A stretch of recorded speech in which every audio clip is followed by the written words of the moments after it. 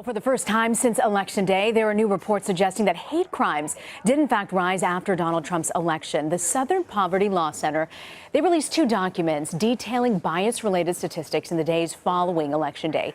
So there were 867 bias-related incidents reported across the nation in the 10 days after Mr. Trump's election.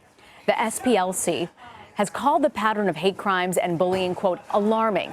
CBS News Justice reporter Paula Reid has more on the insights of the report. She joins me now from Washington. Okay, Paula, how did the SPLC collect the data in these 2 reports?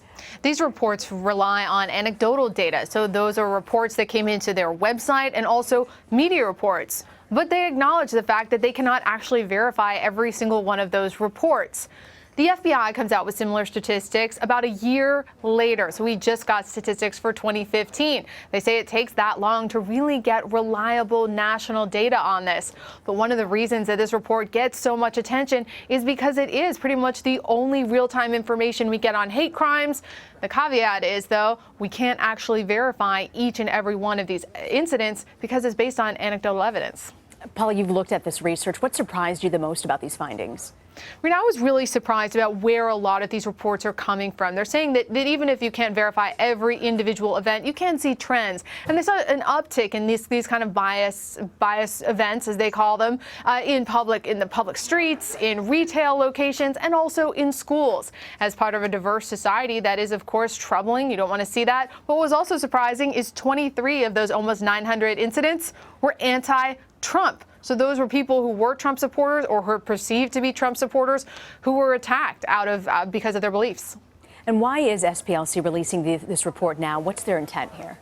Well, they want a few things that they lay out in the report. The first is that they want President-elect Donald Trump, to come out and acknowledge that this is happening and recant it, to say to people, do not do this. They really want him to come out, acknowledge what they describe as the impact he has had.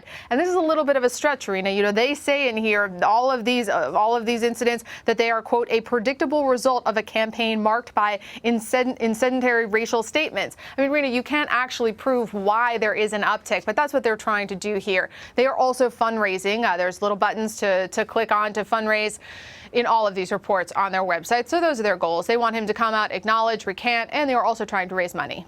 You know, in his 60 Minutes interview, Trump spoke with Leslie Stahl about the increase in hate crimes. I want to play the soundbite.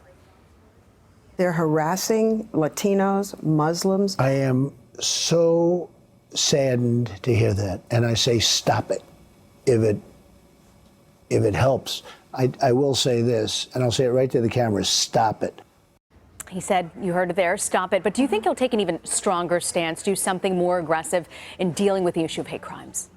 I doubt it. Certainly not based on this report, the Sourthern Poverty Law Center. I do not think that Trump is actually going to read this report, nor would he do what they are demanding that he do. A lot of this information is just to inform the public that there does seem to be anecdotal evidence that there is an uptick in hate crimes. But again, it'll be another year before we actually know the firm statistics from the FBI. And again, no one has been able to prove causation. As I said, some of these hate crimes were against people who supported Donald Trump. CBS News Justice reporter Paula Reid. Thank you, Paula.